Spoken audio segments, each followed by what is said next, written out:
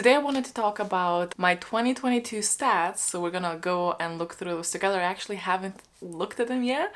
I have made sure that the compile spreadsheet for the 2022 year is all complete and up to date, so I have the stats ready, I just have not actually looked at them. So I thought I could do that with you, see what we did, what we didn't do. Then I want to go and do my annual thing where I look back at my reading goals video of the previous year that I already don't remember what I put in there, but to me that's part of the appeal to it, because then I can look back and be like, what did I want this time last year? And did I still want that throughout the year? And then lastly, I have a couple of goals to set for this year. I literally only have a couple, but I'm thinking once we review the stats and once we look back at the previous goals, we're gonna maybe add on to that. Quickly before we start, I want to talk about today's sponsor, which is Book of the Month. It's a US-based subscription box that ships to US and Canada now. They carefully pick 5 to 7 books for you to pick one book to get right to your door. You get a curated list that's less overwhelming than just general browsing online, and if at any point you want to skip a month, you can also easily do that, as well as add some books as add-ons to your order. From the January selection, I've picked 2 books. One is Lunar Love, which is a romance story to do with dating apps, and probably to no one's surprise, I also went for Hellbent. I still haven't read the first one, but I really want to, and I would have gotten this either way, so this just worked out perfectly. But if you would like to check out Book of the Month, I will leave the link down below. You can also use my code bookroast to get your first book for $9.99. Again, thank you so much to Book of the Month for working with me, and thank you guys for always supporting me with my adventures. And let's go back to the video. I got my laptop right here so I can check as I go. Unsurprisingly, I have read most books in August, which is when our magical readathon happens with a more extreme type of session, let's say. Definitely did really well with 10 books read in that month, considering that in total I read 51. Similarly, April was, along the same lines, but I just got 6. June was a surprisingly good month as well, and I think that was Color Wheel Challenge because I really had such a good time. Spoiler alert, that is what I'm doing currently in January, and it's already going pretty well, so I'm excited for that to go out. I read more in December as well. I'm not sure why. July? July was not my month. Like, I can't remember July, which is alarming. I don't know what happened. This is how you lose the Time War. So obviously it was Patreon book club read, so I did manage to get that in, but I have no idea what was happening in July. For the totals, it looks like total pages read was 16,965, which is not that bad. And approximate, because sometimes I'm pretty sure I didn't calculate the hours and just approximated them because I listen normally at a faster speed. So I was quietly converting the books I read there, but I think it's around 250 hours, which is 10 and a half straight up days. It's not that bad. I thought it would be more. Maybe my concept of time is weird. I actually did not DNF a single book this year. I may have done that by error, and I should have. If you watch my previous video with tier ranking, you'll know that one of my tiers was literally should have DNF'd. If you've not watched it, it's literally the last video made. Hope you enjoy. And surprisingly, January was one of the months that I listened to almost the most, except for August, in audiobooks, even though I only read 3 books. Must have been a long audiobook. I read all of my books this year in English. Once again, failed my read a book in Lithuanian prompt or goal. I don't know if it's gonna be in my previous goals, but I guess we'll see. But you know the outcome of that if it is there. But I'm actually kind of okay with that because I started speaking with my family a little bit more, so I feel like I use the language more, and my main concern was that I will just forget too much of it, and I think we're okay with that. This year though was definitely a year when I very much utilized audiobooks, with my migraines especially peaking so much this year. It was a lifesaver when it comes to reading, but still majority of my books, 43%, were read through mixed media, meaning that I had a physical copy and an audiobook, and I was either reading them together at the same time or going back and forth between them.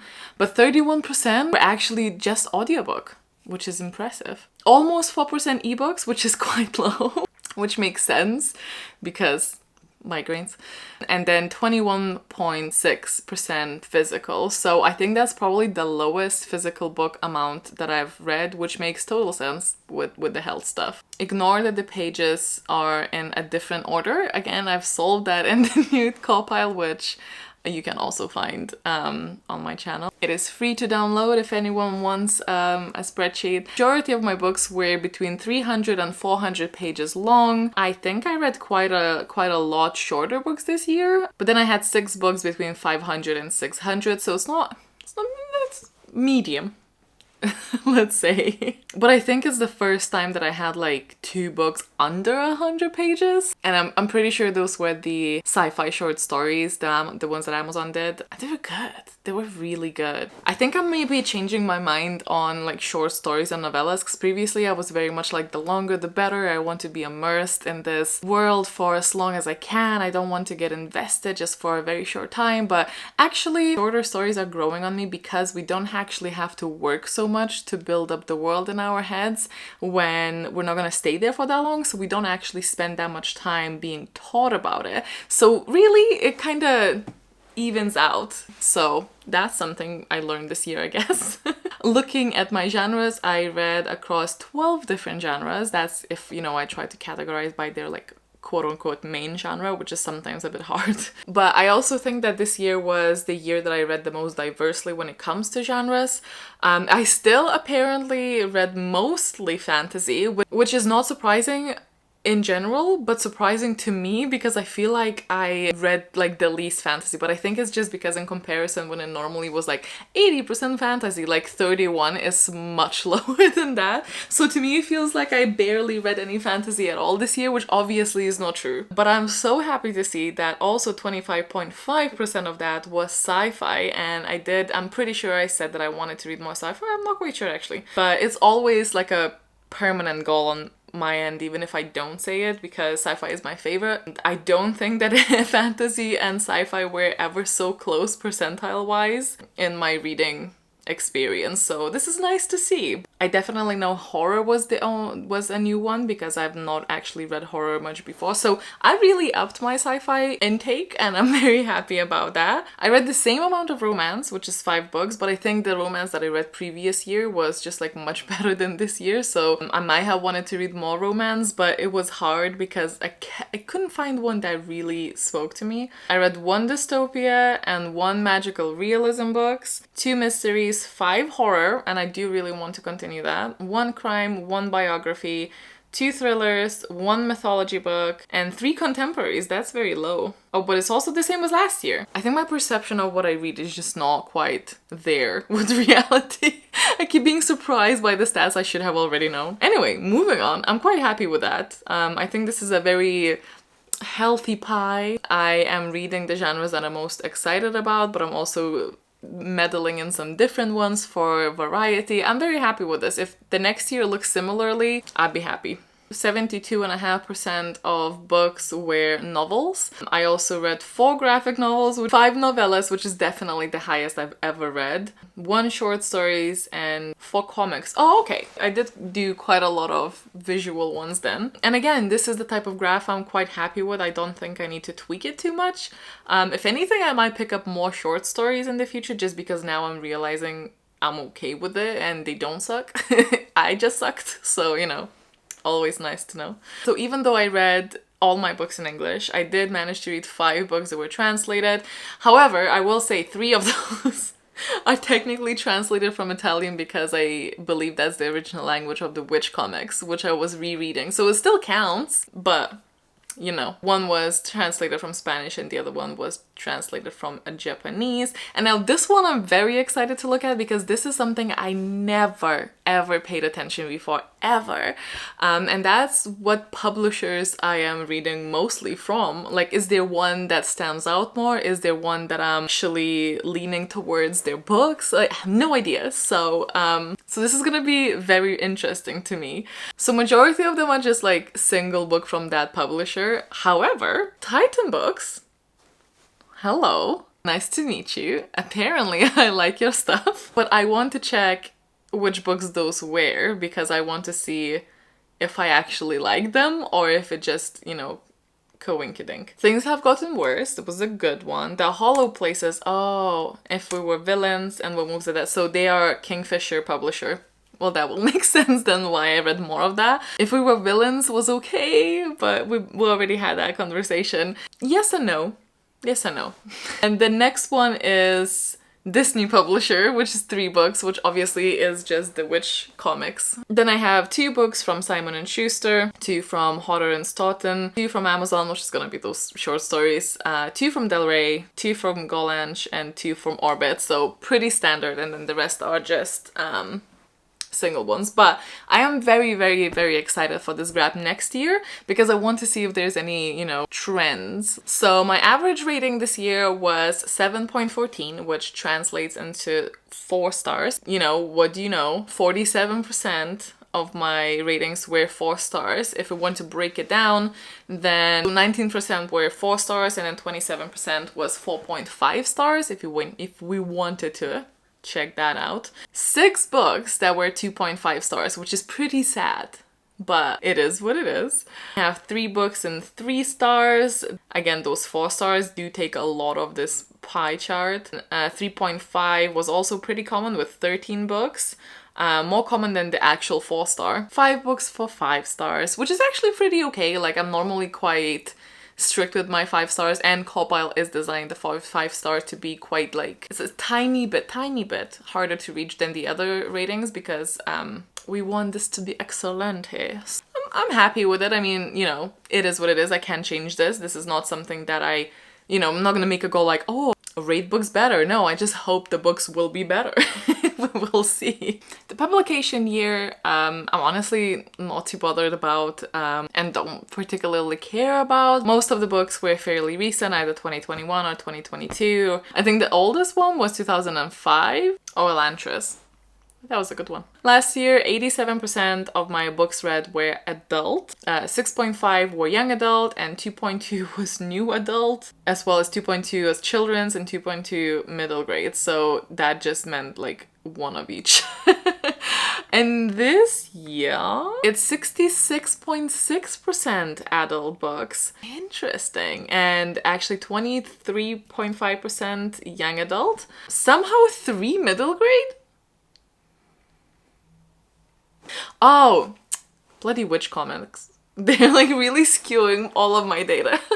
The LGBTQ plus rep, it was almost an even split between whether it was there or it wasn't there. I'm very glad to see that it's becoming so prominent. To me, this is more indicative of how the publishing is doing. And if they saturate the market, then it's much easier to find and get the story you want with those elements as well. So I'm mostly looking into these as to how that side is doing as well as me, obviously. But disability one is a bit harder, I will say. This is much less common still. 7.8% with main character and 11.8% with just present in the story in some way. Still majority were just not there. I'm not actually gonna talk about how I got it, because that's the one to rethink this one, because this graph is just not like this category is not quite working with how my brain works, so we're gonna skip that today. For whether it was a reread or it was a first time reading, you probably know this about me, but I am not a big rereader, like at all. I reread very rarely. Again,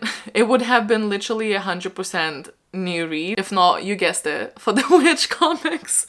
They're just like bringing chaos into my graphs, which is funny because as a kid I was just, you know, in a non-ending circle of like reading some books on the side, but mainly just rereading Harry Potter. But obviously that ship has sailed a bit. So now we get to the series stats, and I'm actually very excited to look at this, see how I did. So from the books that I read, it seems like 62.7% were standalones and 37.3% was series, which is actually higher than I thought, although I'm not too surprised because I do think that series are just a bit more common in genres like fantasy or sci-fi as well. Maybe not sci-fi. Sci-fi has a lot of standalones, but fantasy just really lives and breathes on series, so I'm not too surprised. But I do think that this year I read so many more standalones that I normally do. Did I have this graph last year? Yeah, last year it was 56.5% series and 43% standalones. So I was mainly reading series and more so, and I believe this shift is purely because of the genres that I was reading. I have horror, which is normally standalones, and you know, I read more of those, and I read some, well, I read the same amount of romance, but you get me. What? I started 10 series? Where? No. What? I swear I thought that I like didn't start like any. Okay, but some of them I'm not continuing, so this kind of makes sense. Okay, yeah, Shadow of the Gods, Daughter of the Moon Goddess. Oh, and some series I started and finished. Lore Olympus, okay. Atlas 6, okay, I see where we're going. The Inheritance Games, also not sure if I'm gonna continue. Daughter of the Pirate King, also not sure if I'm gonna continue. So maybe it wasn't a very good year of starting series. I mean, some of them are fine. Raybearer, for example. The Very Secret Society of Regular Witches as well, and that's all of them. Interesting, I started a lot of series, but out of those series, I'm not gonna continue with many. That's a sad percentage of the series that make it. That's interesting. I want to see next year how that happens. Am I just very selective of the series that I continue, or was it just a particularly bad year for starting series? The sequels read this year was also 10, which is pretty good. I'm pretty proud of that.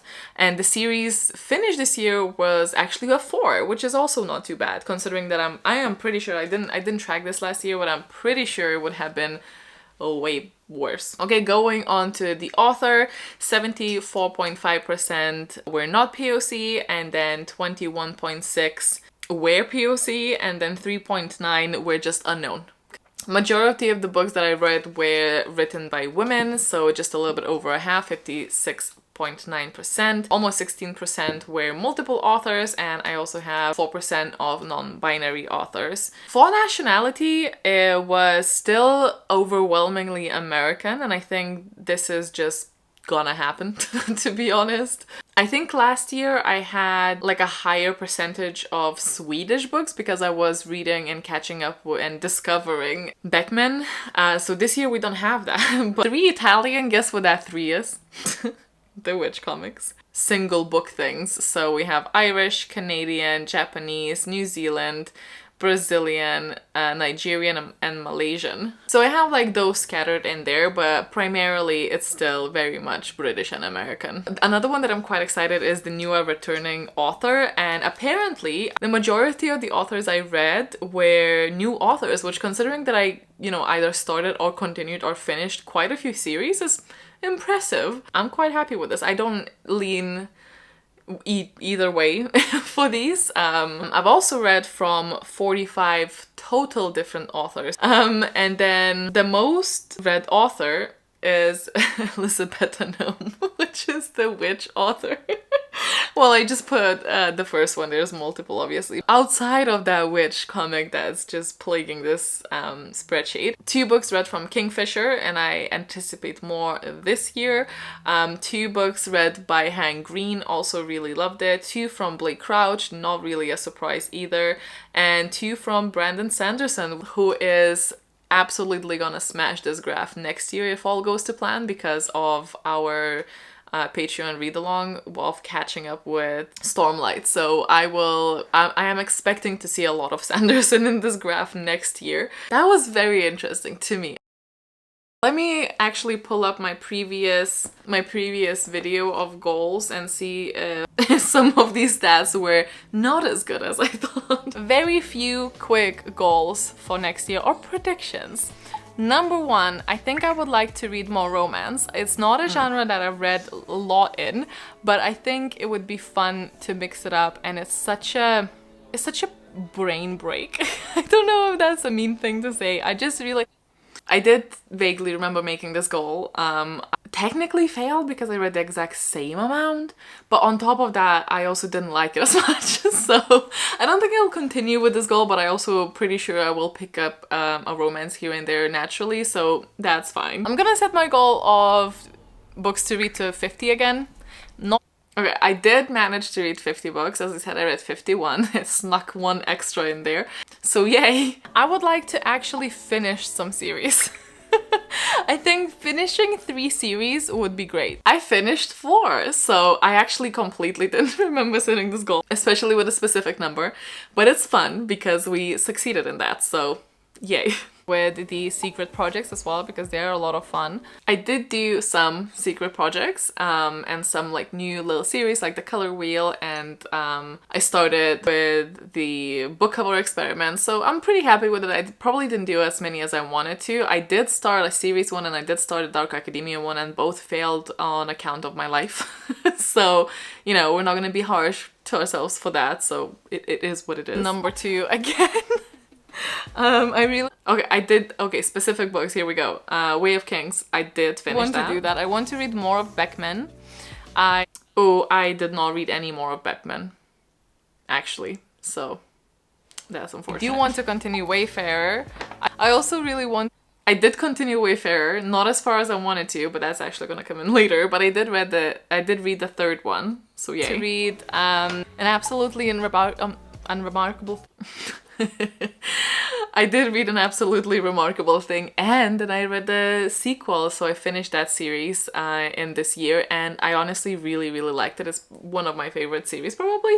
I wouldn't maybe go out of my way to recommend it, but if it ever came up, I would wholeheartedly recommend it, if that makes sense. So I did do that. I want to read Cytonic as well. Did not read Cytonic. Slightly forgot about Cytonic in general, so... I'm gonna put To Sleep in the Sea of Stars. I would like... No. That's too much for me that year. No, 2022 was not, and I'm happy it made this call as well. I don't think that would have ended well. Oh, and Dune, and The Expanse. That's a double no. That is a double no. We'll see what happens, but I don't know if that's gonna be a thing. I read the amount of books that I wanted. I finished the series, so that's 2 big goals, and then the specific ones didn't go as quite well, but you know, I was, I think, too ambitious setting those up. There's things that are, you know, self-explanatory. Make sure that I don't burn out, but I do hope to upkeep a bit more of a proper schedule. You guys might have noticed I'm uploading a bit more now, and there's a couple months in general that I was doing that successfully and then would fall off the wagon again, and if that happens, that happens, and if it does, it mainly is probably because of the health thing, so you know, it is what it is. But hopefully I keep up like some fun content as well and have fun in the making. Sometimes YouTube can get very, very discouraging. So that's always like a goal, right? And reading what I want to read things that are fun and DNF really, I really didn't do a good job DNFing. So I think that's my goal, just be a bit more brave again with DNFing. I was in a good spot with DNFing, and I think I was quite hesitant this year. I don't necessarily regret it, but there are a couple, like looking back retrospectively, I think there are a couple books that I should have. And I think I need to be a little bit better of like DNFing books, even if I already spent a lot of time reading them, because that's, I think, where I struggle. It's fairly easy for me to DNF a book if I just started, but if I already spent like a lot of time and I read like half of the book and then I'm like, oh, but well, I kinda care. I think kinda care when I'm in my 30s shouldn't cut it anymore. Like if I don't properly care, then it's bye-bye. Like I think it's time to set that kind of boundary. To read 50 books, I set the same amount again. Sometimes I hit it, like this year and, you know, 2022, and sometimes I don't, and that's totally fine. It doesn't stress me out, so I don't mind setting it as well. I just think it's like a nice number. I would like to read more this year, but then I say that and, you know, who knows what happens. Sort out my library. Like I just been delaying and delaying because I keep trying and then something doesn't happen. So today, actually, I already made a start on this goal because I have emailed the support, because like I'm not gonna go into details, but there's like issues and I need them like resolved and I cannot resolve them on my end. But I'm hoping that they also have more things that I'm interested in, because last time I went, it was not much.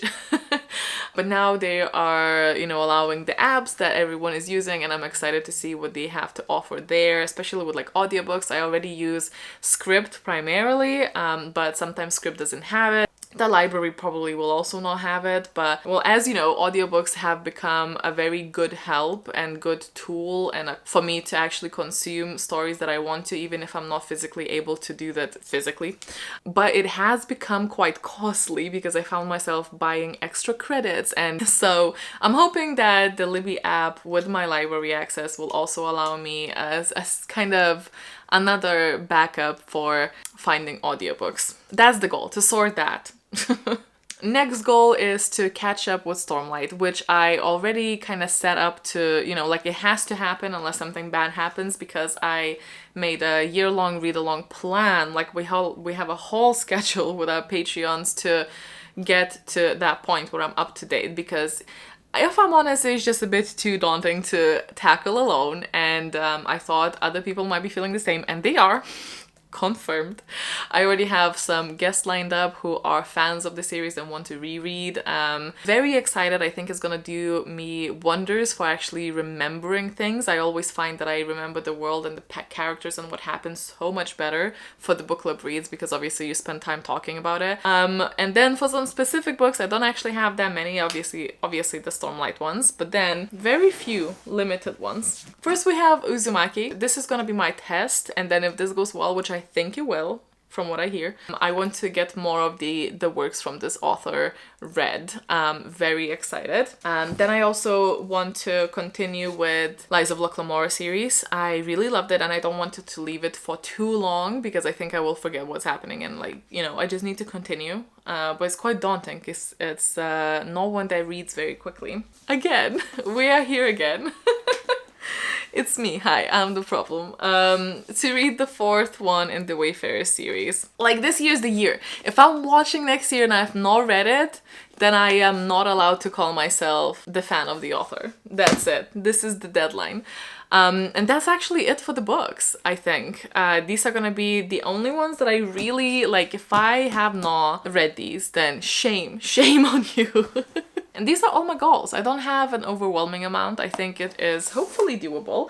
But there are some obviously like bigger commitments like the Stormlight. So I don't want to overwhelm myself in the other aspects, but I would love to hear what your goals are. How did your stats go? Was there anything that was surprising? Do you have a particular publisher that you read from more? I don't know why that part like fascinates me so much. I think it's just a certain thing I never ever paid attention to, and I wonder if there's one specific publishing house that I should maybe keep up with more with their releases, because if like obviously if they release a lot of books that I like, that would be just good to know. Anyway, I find these things fascinating, and I hope you enjoyed the video. Thank you so much for hanging out with me. Stay awesome, stay kind, and I will see you in the next one.